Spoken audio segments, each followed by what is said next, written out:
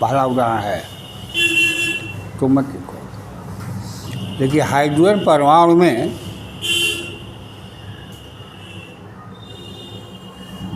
एक electron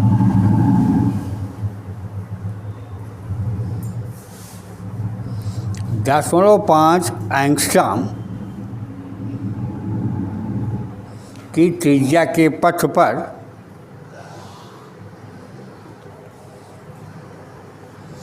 2.2 into 10⁻⁶ metre प्रति second की चाल से गतिमान है।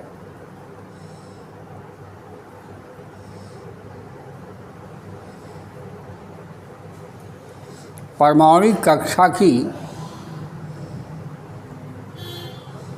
तुल्य धारा की गणना करो।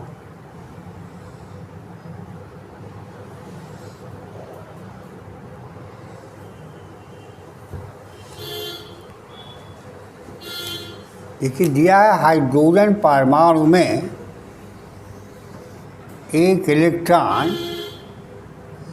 V = 2.2 इंटू 10⁻⁶ मीटर प्रति सेकंड।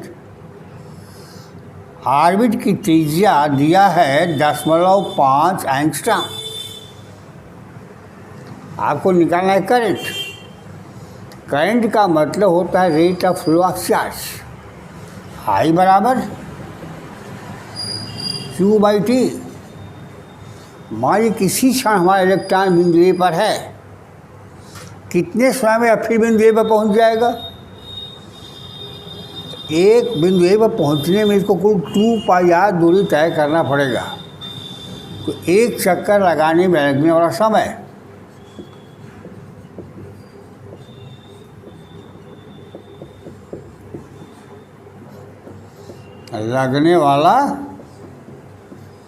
समय T बराबर 2πr चली गई दूरी बटा भी बराबर 2 गुणे 22/7 कर दीजिए। 22/7 गुणे R 0.5 गुणे 10⁻⁻10। R का मतलब दिया है 0.5 एंगस्ट्रॉम। ये हो गया 0.5 गुणे 10⁻⁻10 मीटर। तो 2 गुणे 22/7 गुणे 0.5 इंटू 10⁻⁻10 बटा भी 2.2 इंटू 10⁻⁶ सेकेंड। ये समय हो गया। इस समय की गणना करेंगे तो आ जाएगा 14.27 इंटू 10⁻17।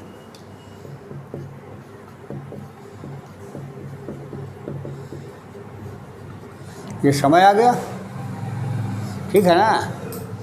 अब इतने समय में इलेक्ट्रॉन एक बार गुजरेगा बिंदु ए से, अर्थात बिंदु ए से इतने समय में इलेक्ट्रॉनिक आवेश प्रवाहित हो जाएगा। और इलेक्ट्रॉनिक आवेश E बराबर होता है 1.6 इंटू 10⁻⁻19 कूलम। तो करंट I बराबर Q/T 1.6 इंटू 10⁻19 बटा 14.27 इंटू 10⁻17। ये एम्पियर हो गया। दूसरा सवाल लिखिए।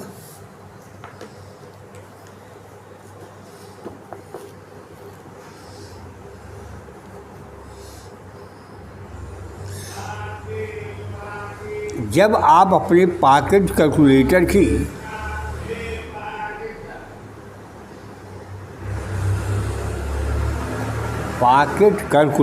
की किसी बटन को दबाते हैं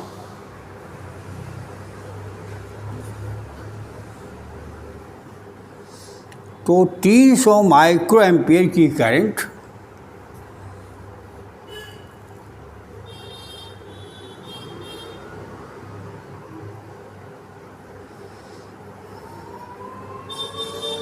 300 माइक्रोएम्पियर की करंट 10 मिली सेकंड तक प्रवाहित होती है।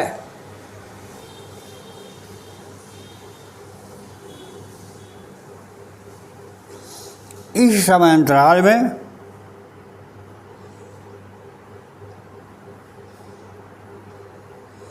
कितना आवेश प्रवाहित हुआ?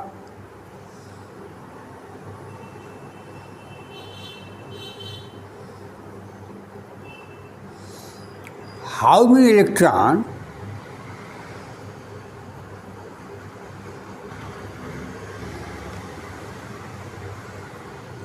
Flow in that time? इतने समय में कितने इलेक्ट्रॉन प्रवाहित हुए?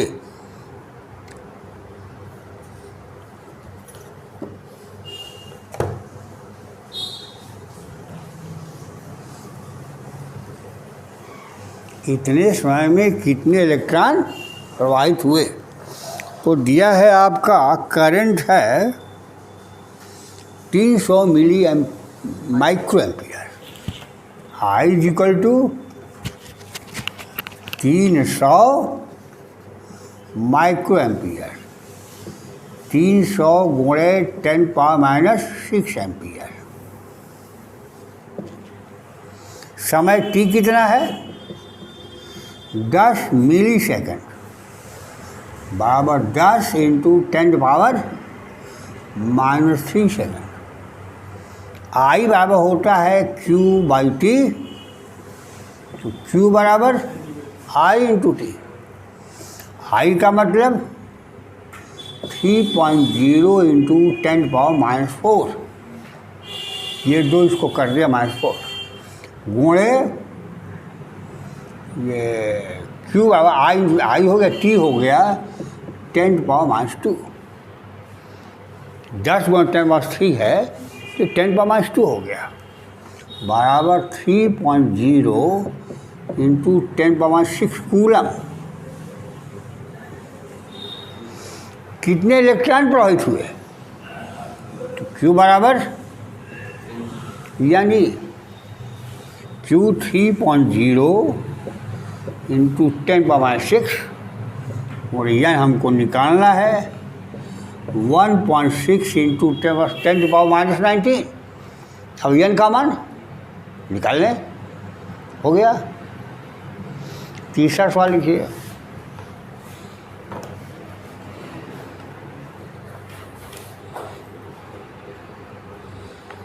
एक विसर्जन नलिका में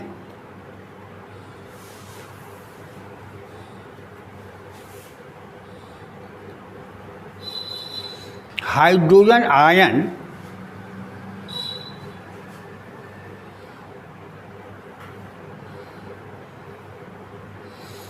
किसी परिच्छेद से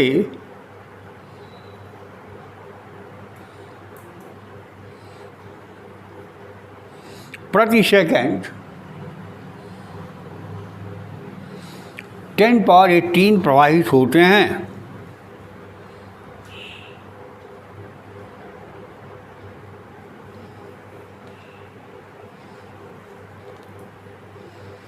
उसी परिच्छेद से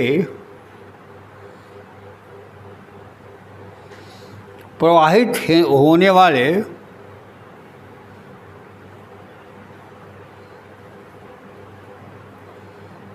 इलेक्ट्रॉनों की संख्या 2.7 इंटू 10⁻18 पर सेकेंड होती है।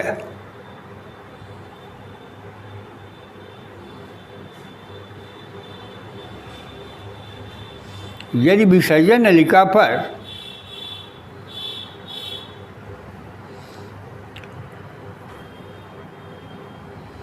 $230 वोल्ट की सप्लाई जोड़ी गई हो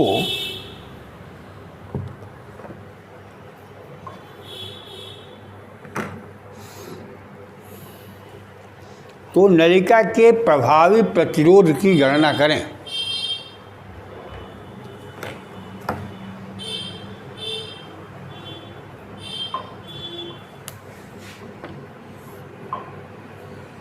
देखिए, ये विसर्जन नलिका है, विसर्जन नलिका के सिरों पर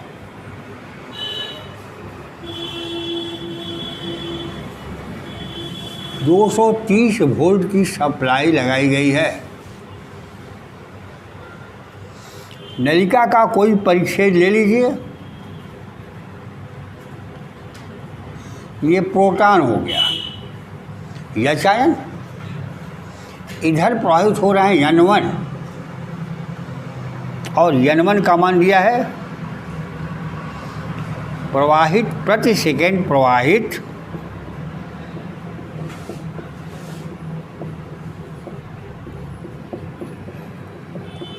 प्रोटॉनों की संख्या। N1 बराबर 10⁻18। तो जिधर धन आयन बहते हैं उधर ही धारा बहती है। तो प्रोटॉनों के कारण की गति के कारण प्रवाहित धारा I1 बराबर N1 इंटू E बटा T। प्रोटॉन पर आवेश वही होता है जो इलेक्ट्रॉन का आवेश होता है। 10⁻18 पूरे 1.6 इंटू 10⁻19 और T कितना? 1 सेकेंड। बराबर कितना हो गया? 0.16 एम्पियर। इसी परिच्छेद से जो इलेक्ट्रॉन प्रवाहित हो रहे हैं उनकी संख्या N2 है। अब आप जानते हैं जिधर इलेक्ट्रॉन बहते हैं, गति करते हैं, धारा उसके विपरीत बहती है, I2 हो गया। तो इलेक्ट्रॉनों के कारण इलेक्ट्रॉन्स की गति के कारण धारा I2 बराबर कितना दिया है इलेक्ट्रॉन की संख्या? 2.7 इंटू 10⁻18 मोड़े 1.6 इंटू 10⁻19 कूलम बटा 1 सेकेंड। कितना आएगा?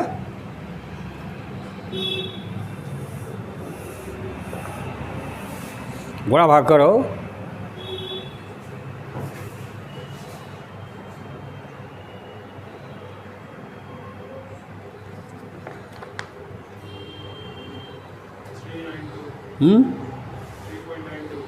कितना कितना? 4. अच्छा देखिए, 16 7 112। हाँ,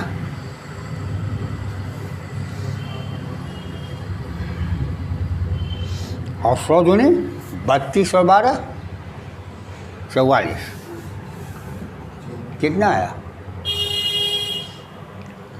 4.42 इंटू 10⁻1 एम्पियर, पावर 10.442 एम्पियर। यही आया है ना? हैं? अब कुल धारा I बराबर I1 प्लस I2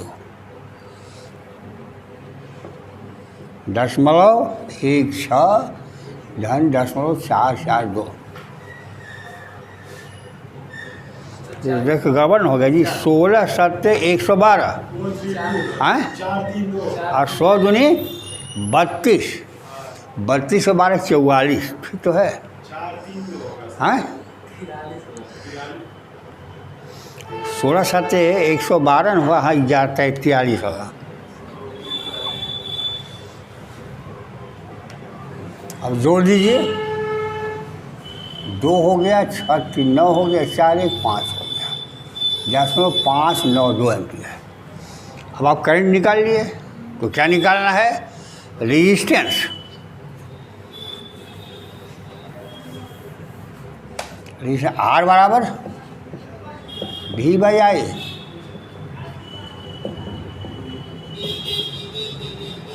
दशमलव 592 ओम हो गया।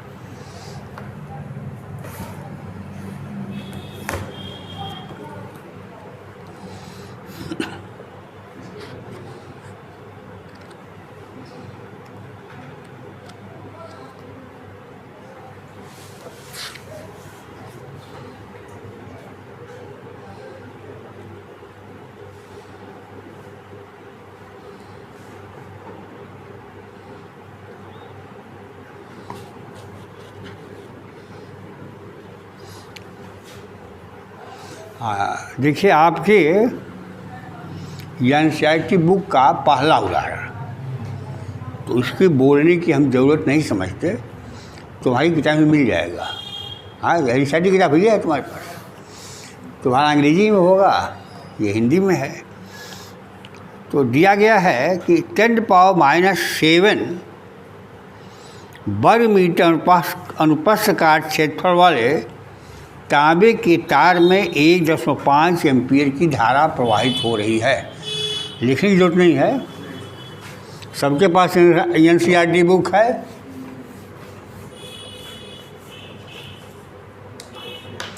किया गया है अनुप्रस्थ क्षेत्रफल कितना है,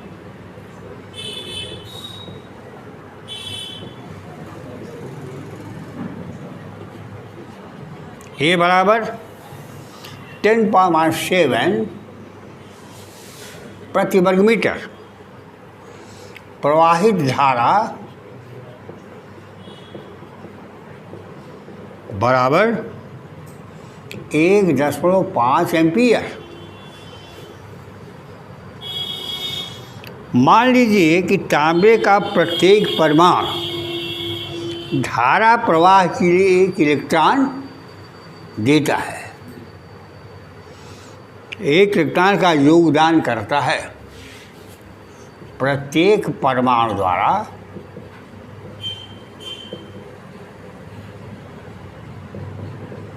प्रदत्त इलेक्ट्रॉन 1 योगदान करता है। तांबे का घनत्व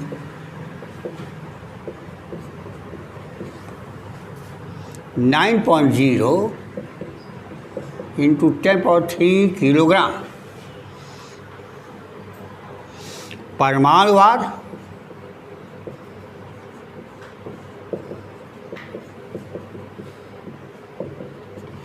63.5 है।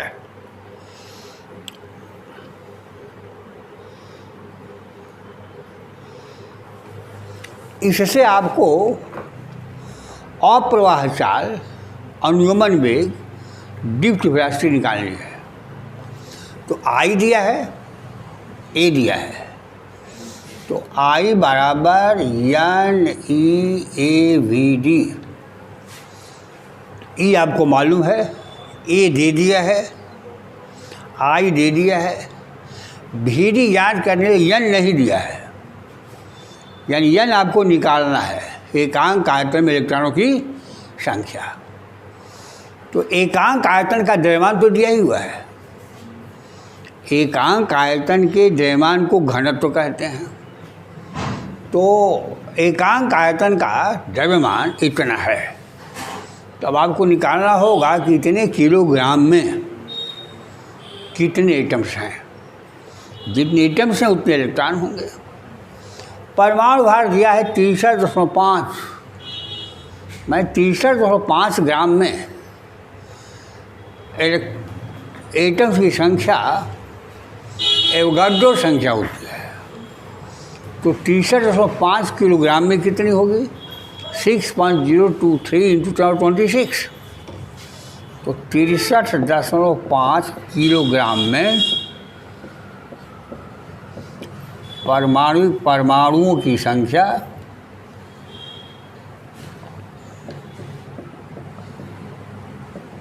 6.023 × 10⁻26। तो 9 × 10⁻3 किलोग्राम में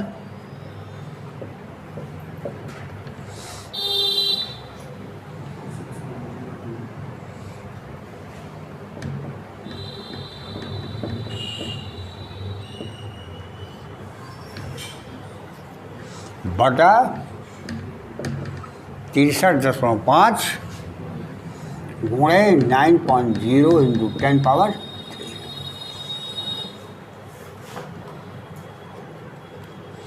इसका गुणा भाग करेंगे आप तो आ जाएगा कितना, 8.5 इंटू 10 पावर 28।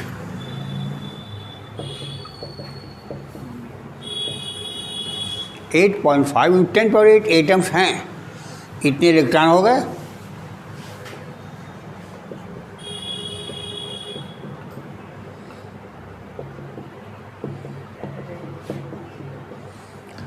अब इस सूत्र में सब मान रख लीजिए।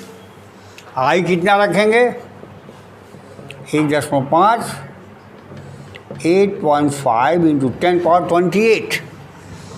ए कितना रखेंगे, यानी रख दिया, ई रख दिया।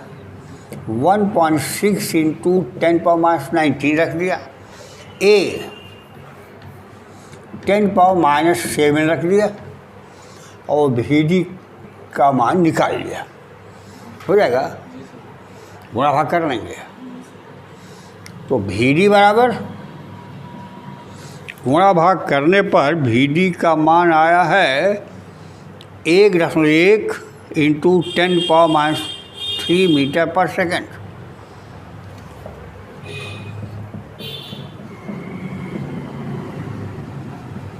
ये अनुगमन, ये डिफ्ट वेलोसिटी हो गई, अप्रवाह वेग हो गया।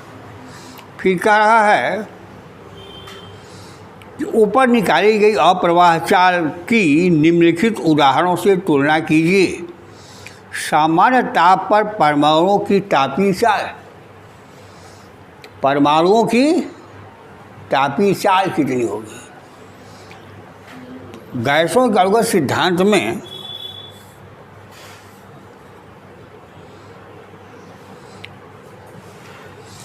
पढ़ा है कि किसी कण का हाइड्रोजन गैस या किसी भी गैस के परमाणु की चाल भी बराबर होता है, अणुओं की चाल भी बराबर होता है √3kT/m। आई भाषा में कितना होता है, 3kT/m, जहाँ K Boltzmann constant, T temperature और m क्या है, द्रव्यमान है। तो इसकी सहायता से आप वो निकाल लेंगे चाल।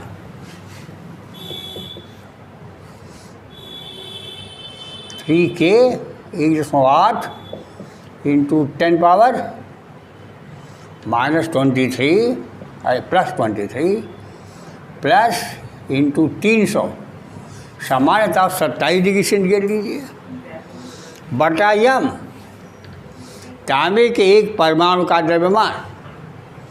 एक परमाणु का द्रव्यमान कैसे निकलेगा,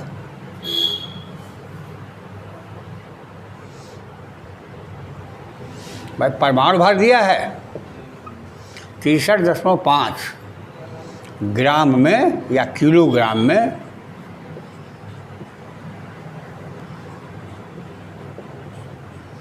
परमाणुओं की संख्या बराबर 6.02 इंटू 10 पावर 26। इसलिए एक परमाणु का द्रव्यमान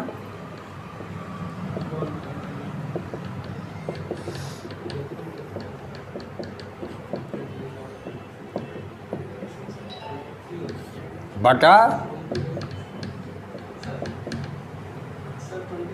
26, ये मान यहाँ रख दीजिए।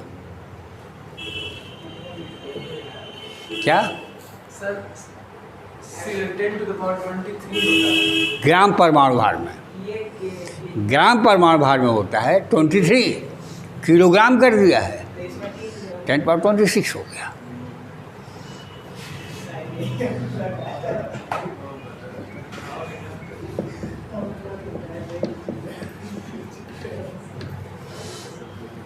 गुणा भाग कर लेंगे कि नहीं हो जाएगा। अब फिर क्या कर रहा है, कह रहा है कि इसकी तुलना कीजिए, डिफ्ट वेलोसिटी की इससे तुलना कर लीजिए। तो V बटा VD,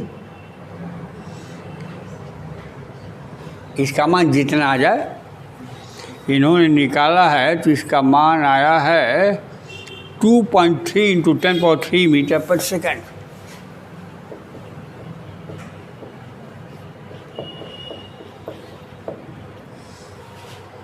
ये अनुपात हो गया।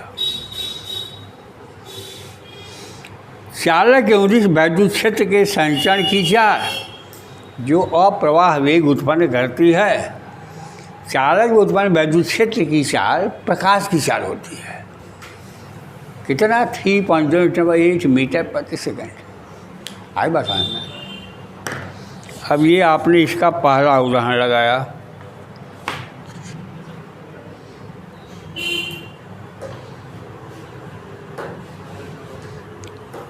देखिए 3.2 में दिया है कि इलेक्ट्रॉन का प्रवाह वेग तो है 1.1 इंटू 10³ मीटर पर सेकेंड। तो जैसे ही स्विच ऑन करते हैं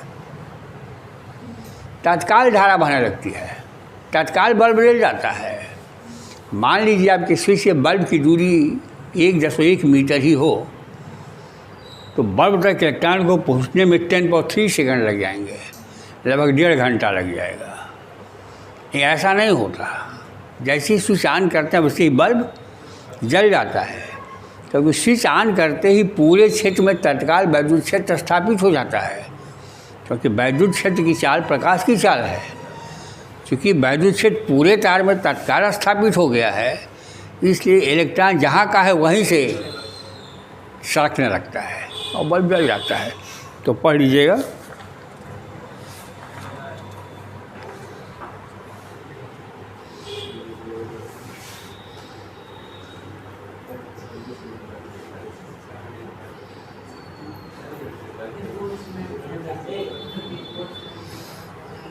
अब आ जाइए आप,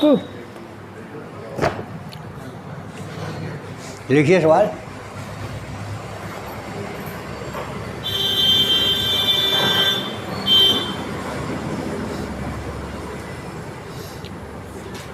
एक कॉपर वायर का द्रव्यमान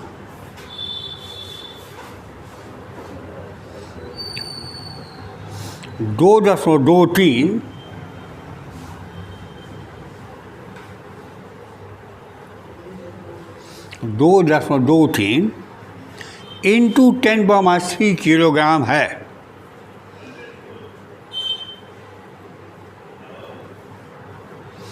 इससे प्रवाहित धारा 1 एम्पियर है।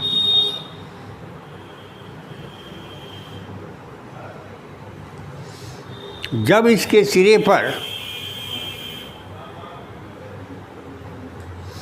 1.7 वोल्ट विभवांतर स्थापित किया जाता है, 7 वोल्ट विभवांतर स्थापित किया जाता है,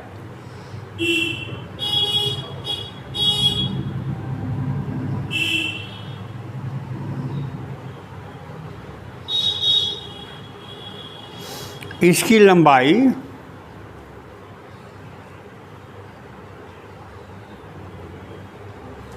व अनुप्रस्थ परिच्छेद की गणना करो।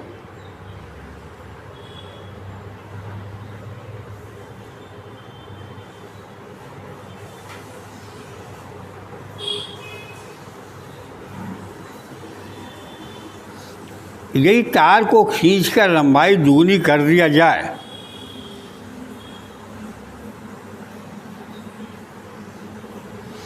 तो नया प्रतिरोध क्या होगा?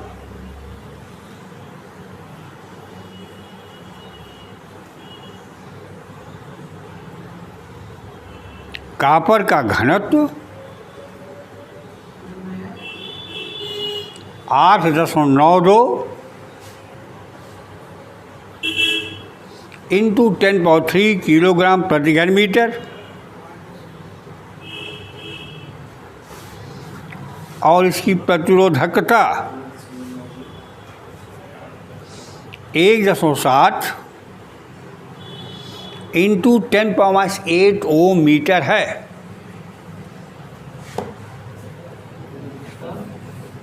प्रतिरोधकता 1.7 इंटू 10⁸ ओम मीटर है। जो दिया है प्रश्न में उसको लिख लीजिए। ये कॉपर वायर का द्रव्यमान तांबे के तार का द्रव्यमान यम बराबर 2.23 इंटू 10⁻³ किलोग्राम। प्रवाहित धारा बराबर 1 एम्पीयर। आरोपित विभवांतर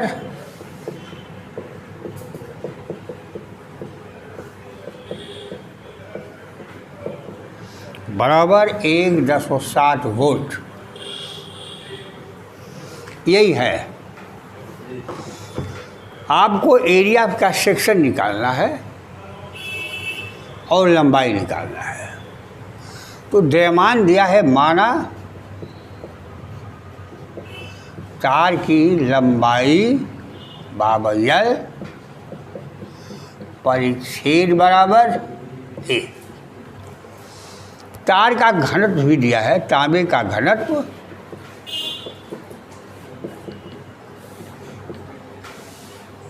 रो बराबर डी कीजिए 8.92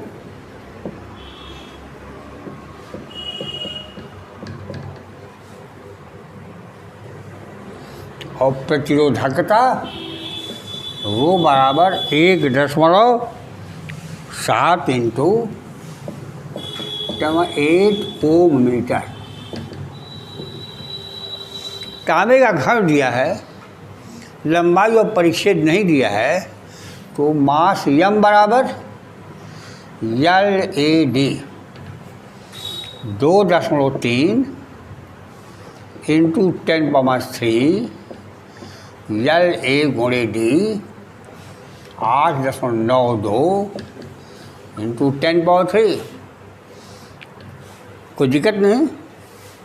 तो यहाँ से यल इंटू ए बराबर 2.3 इंटू 10⁻³ बटा 8.92 इंटू 10⁻³ बराबर हो गया 2.3 बटा 8.92 इंटू 10⁻⁶। ये हो गया समीकरण नंबर 1।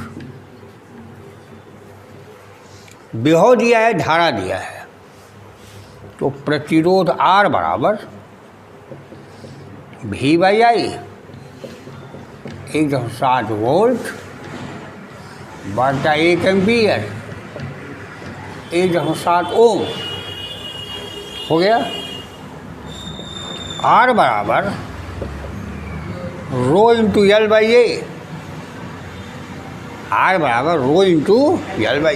R का मान दिया है, निकाल लिया आपने 1.7 इंटू 10⁻8 इंटू L/A। ये कट गया। L/A बराबर 10⁻8 समीकरण नंबर 2। अब देखिए समीकरण नंबर 1 में L इंटू ए है, समीकरण नंबर 2 में L/A है। गुणा कर दीजिए, लंबाई निकल आएगी। आई बात समझ में? समीकरण 1 गुणे समीकरण 2 LA गुणे L/A बराबर 2.3 बटा 8.92 इंटू 10⁻6 गुणे 10⁻8 बाबू हो गया 2.3 गुणे 10⁻2 बटा 8.92। इतना मीटर हो गया। लंबाई निकल गई, यहाँ से परिच्छेद निकाल लीजिए। तार को खींचकर लंबाई दूनी कर दें तो देखिए लंबाई दूनी करेंगे तो परिच्छेद आधा हो जाएगा और प्रतिरोध 4 गुना हो जाएगा। देखिए तार की प्रारंभिक लंबाई L परिच्छेद ए है।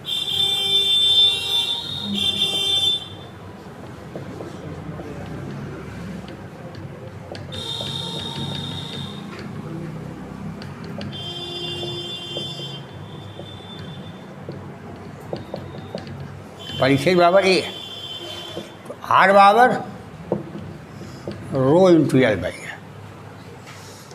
नहीं हुआ, तार को खींच कर लंबाई दूनी कर दे,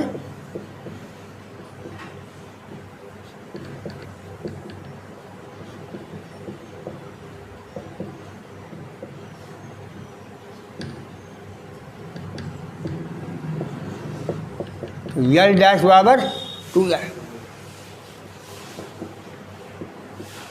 परिच्छेद बराबर ए डैश।